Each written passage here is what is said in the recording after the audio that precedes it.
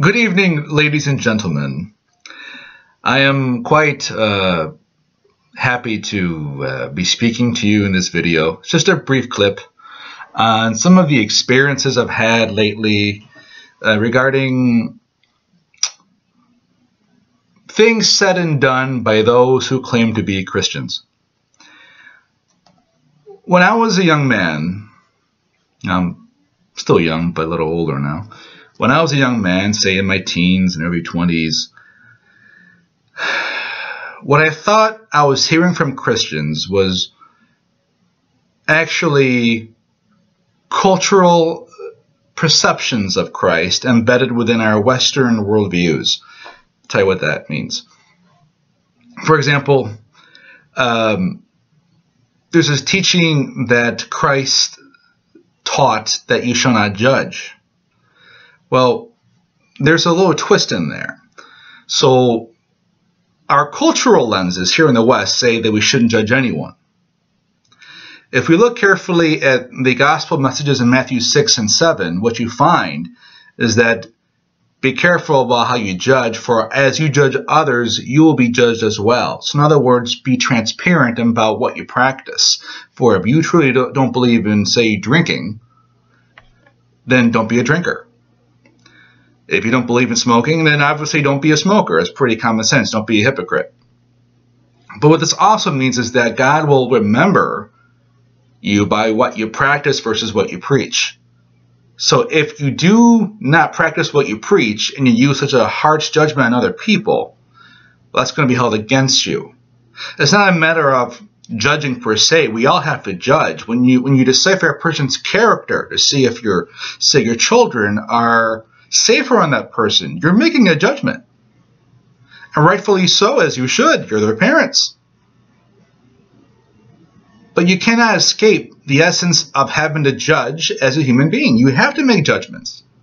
The question is, how do you go about judging, and what are you using to judge?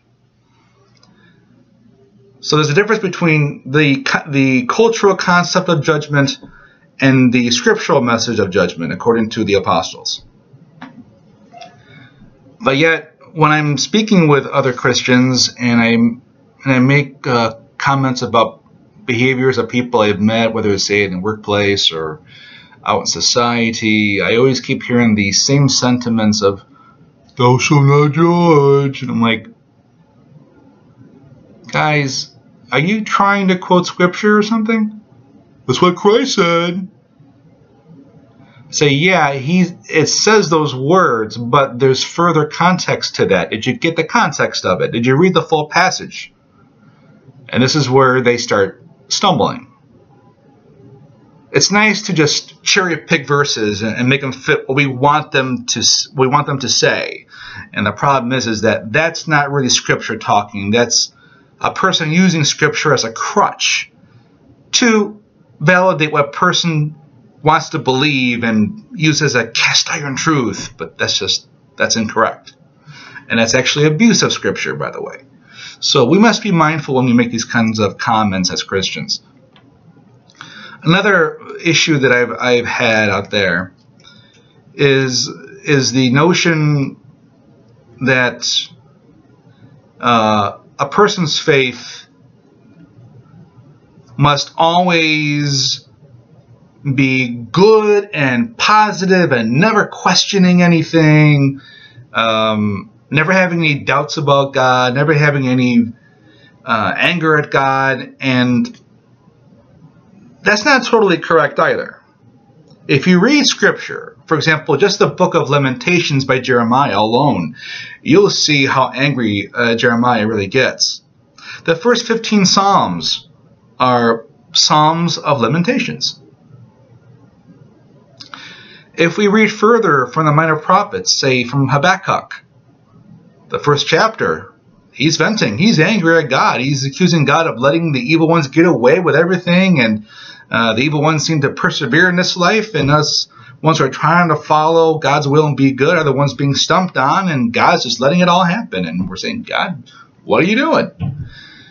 I'm going through that right now in my life, and I'm having some struggles with God, well, just more or less of God's so-called goodness and his character.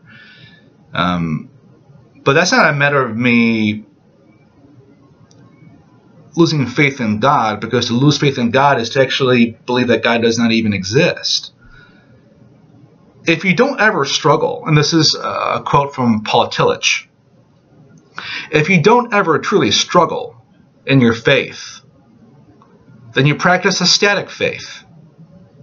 And a static faith is one based on rigidity and fear, not on true healthy skepticism and truly trying to find God in your search.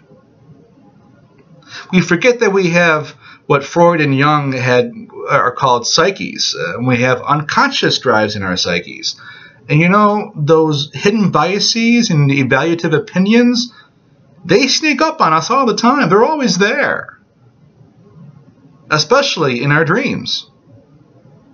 So we must be mindful about all of these factors, not only about others, but about ourselves and about our own unconscious emotions, our unconscious thoughts and wishes.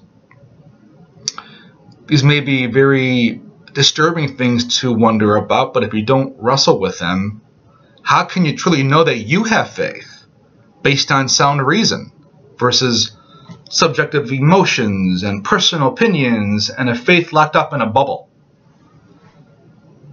Faith is not a bubble.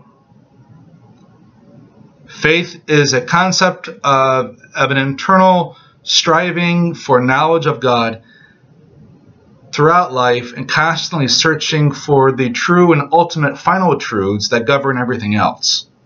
And we're always ascending toward that. Enough said about that. If you have any questions, feel free to post them.